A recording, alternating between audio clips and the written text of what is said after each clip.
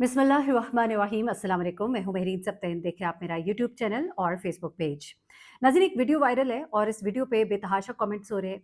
लोग जो है असल कहानी नहीं जानते कि दरअसल बात शुरू कहाँ से हुई, हुआ क्या, मामला कहाँ तक पहुंचा, ये तमाम लड़ाई शुरू करने वाला कौन था, ये तमाम चीज़ें जो है तफसीलात मुझ तक पहुंची। और एक और वीडियो जो है वो सामने आई है जिसमें ये देखा जा सकता है कि मामला पहले क्या चल रहा था। क्योंकि ज़ाहिर सी बात है, एयरपोर्ट पर बहुत से लोग मौजूद होते हैं। ये वाक़या है लाहौर इंटरनेशनल एयरपोर्ट, अल्लामा इकबाल इंटरनेशनल एयरपोर्ट। यहाँ पर एक फ़्लाइट थी यूएई से। ये ख़वातीन 2 ख़वातीन जो है ये पाकिस्तान आई थी। इनके यहाँ पर रिश्तेदार मौजूद हैं। सुनने में आया है कि इनकी फ़ैमिली में कुछ शादी भी थी और ये लोग जब यहाँ एयरपोर्ट पर उतरते हैं तो इनका लगेज जो है उसके साथ क्या कुछ होता है, ये तमाम तर मामला जो है मैं आपको बताने से पहले थोड़ा-सा इस वीडियो के बारे में बताती चलूँ। क्योंकि ये वीडियो जो है कुछ पॉलिसीज़ ऐसी होती हैं, आप नहीं लगा सकते। मार-पिटाई, तशद्दुद की वीडियोज़ जो हैं उनको लगाने की इजाज़त नहीं है। बहुत से लोग जो ये लगा रहे हैं उनके बाकायदा मोनेटाइज़ चैनल्स नहीं होते, या फिर वो कुछ ना कुछ लगा भी देते हैं तो उनको कुछ अरसे में स्ट्राइक आ जाती है या उनको कोई ना कोई लिमिटेशन यूट्यूब की तरफ से आ जाती है। तो इन चीज़ों को मलहूज़े खाते रखते हुए यकीनन आप लोग देख चुके होंगे ये वीडियो क्या है। एयरपोर्ट के मनाज़िर हैं और यहाँ पर कस्टम की ख़वातीन हैं, यंग लड़कियाँ हैं जिन्होंने यूनिफ़ॉर्म पहना हुआ है, और वहाँ पर ये 2 ख़वातीन हैं जिन्होंने अबाए पहने हुए हैं। और अबाए पहने हुए इनकी लड़ाई जो है उन कस्टम की ख़वातीन के साथ हो रही है। अच्छा, जहाँ से ये वीडियो बनना शुरू हुई है ना, जो वीडियो वायरल है, उस वीडियो में आप ये नहीं देख सकते कि पहल कौन कर रहा है। दोनों तरफ से थप्पड़ों की बारिश हो रही है। इसमें ये पता नहीं लग रहा कि मारना पहले किसने शुरू किया। दोनों एक-दूसरे को मार रही हैं और इसी दौरान में एक और जो खातून है जिसको कि थप्पड़ मारा गया था, वो आगे बढ़ती है और मारने वाली खातून को बालों से घसीटती हुई वो एक कोने में ले जाती है जहाँ पर कि फिर बाकी की कार्रवाई की जाती है। अच्छा, अब उसमें जब उसको घसीटा जाता है तो वो मंज़र जो है वो वाक़ई तकलीफ़देह था। ज़ाहिर-सी बात है, खातून है, खातून को इस तरह से घसीटना कि बेपर्दगी भी हो रही है, उसका बाया भी आगे से खुल गया है। अंदर ज़ाहिर-सी बात है, ख़वातीन ने लिबास कई दफ़ा ऐसे पहने होते हैं कि जो मुनासिब नहीं होते, लेकिन पूरी दुनिया ने देखे। तो ये मंज़र जो है लोगों ने इसे सख्त नापसंद किया और लोगों ने बहुत सी बातें की और बहुत बुरा-भला भी कहा कस्टम के एहलकारों को कि जिन्होंने इस खातून के साथ ये सलूक किया। लेकिन हमें दूसरी साइड की कहानी भी जाननी है, वो पूरी कहानी मैं अभी आपको बयान करती हूँ। अच्छा, अब जब इस खातून को घसीटते हुए जो 3 खवातीन हैं कस्टम की वो लेकर जा रही है, उसमें से एक खातून ने इसका यूँ करके बालों को पकड़ा हुआ है और बालों से घसीटती हुई इसको बड़ी तेज़ी से लेके जा रही है और बड़ा ही बुरा ये मंज़र देखने को लग रहा होता है। तो ऐसे में उसके साथ जो दूसरी खातून थी, जो कि यूएई से ही इसके साथ आई थी, वो उस खातून को पीछे से जूतियाँ मार रही होती है। अच्छा, अब सुनने में ये आया है कि ये खातून जिसने कि कस्टम की जो ऑफ़िसर है उसको मारा था, उसके खिलाफ जो है महकमाना कार्रवाई जो है, कानूनी कार्रवाई की जा रही है। उसे हिरासत में ले लिया गया है क्योंकि उसने एक वर्दी में जो मौजूद एहलकार था उसको थप्पड़ मारा है। अब इसके पीछे जो पूरी कहानी है वो ज़रा मैं आपको सुनाती हूँ कि हुआ क्या था। दरअसल ये दोनों ख़वातीन जो है ये यूएई से चलती हैं और यूएई से आने वाले और बाहर से आने वाले ज़्यादातर लोग अपने सामान में बहुत सी चीज़ें लेकर आते हैं लोगों के लिए, जिनमें कपड़े भी होते हैं। कई लोग किसी को कहते हैं हमारे लिए मोबाइल ले आओ, कोई कहता है हमारे लिए कुछ ले आओ, कोई कहता है कुछ ले आओ, क्योंकि वहाँ पे चीज़ें कंपैरेटिवली सस्ती होती है। तो अपने चाहने वालों के लिए, अपने लोगों के लिए लोग इस तरह की चीज़ें ले आते हैं। इसी वजह से एक पाबंदी भी लगी है, आपको मालूम है कि जब हम बाहर से दोस्तों से, रिश्तेदारों से मोबाइल मंगा लेते हैं, तो वो मोबाइल हमारे किसी काम के नहीं होते जब तक कि हम उसे पीटीआई प्रूफ नहीं करा लेते। तो इस तरह से एक हद तक तो आप मोबाइल ला सकते हैं, 1 या 2 मोबाइल हो गया, लेकिन ऐसा नहीं हो सकता कि आप बैग भर के मोबाइल्स के लिए आएँ। अब जो मेरी मालूमात है उनके मुताबिक इनके बैग में कोई चीज़ें इस तरह से नहीं थी कि थोक के मिकदार में चीज़ें थी। जहाँ पर इनकी गलती है मैं वो भी बताऊँगी, जहाँ दूसरी साइड की गलती है वो भी मैं आपको बताऊँगी, और एहतियात को मलहूज़ खाते रखते हुए, क्योंकि हमें पीक एक्ट का भी एहतराम करना होता है, तो हम बहुत सी चीज़ों को बहुत ढके-छुपे अल्फाज़ में बयान करते हैं। अब हुआ कुछ इस तरह से कि ये जो खातून है ये अपने इस लगेज के अंदर बहुत सी चीज़ें लेकर आई। लेकिन आपको ये भी मालूम होना चाहिए कि जब ये चीज़ें वहाँ से लाई हैं तो वहाँ से क्लियर हुई हैं, तो वो चीज़ें यहाँ तक लाई हैं, नंबर 1। अब जो वो यहाँ पर आई हैं तो चीज़ें, अब कुछ लोग कह रहे हैं जी कुछ भी हो सकता था, सामान खोलना होता है, देखना होता है। देखिए वो तो सारा सामान वहाँ से खोल के देख कर आया, ठीक है, आप भी यहाँ पे खोले, देखे और खोला और देखा भी गया।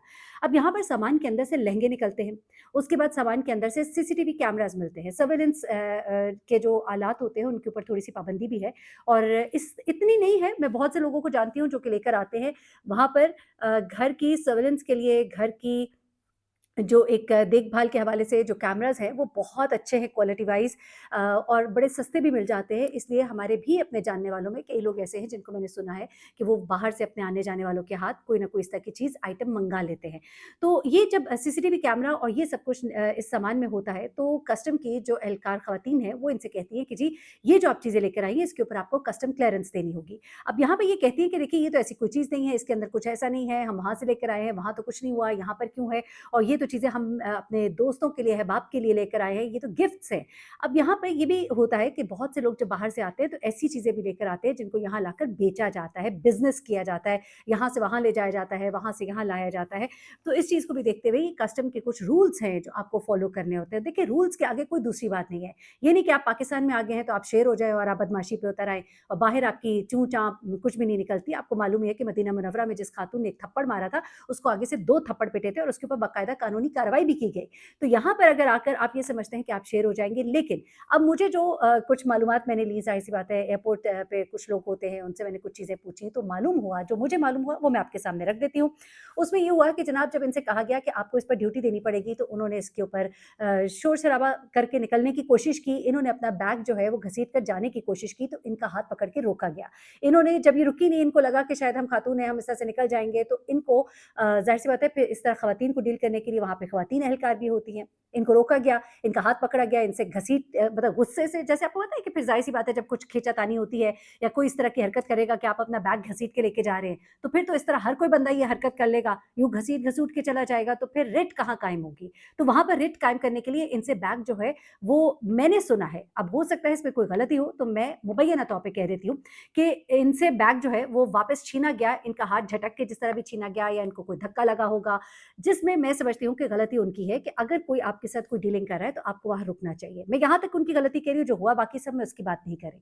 यहाँ पर इन्होंने भी आगे से उनके साथ फिर कुछ उनको धक्का मारा और उसके बाद फिर ये हाथापाई और ये सब कुछ शुरू हुआ। और ये सब कुछ जो है, ये दोनों तरफ से फिर हुआ। उसके बाद जिस तरह इनको घसीटा गया, जो भी किया गया, लेकिन एक बात है कि रिट कायम करनी होती है, तो फिर बहुत सी चीज़ें करनी पड़ती हैं।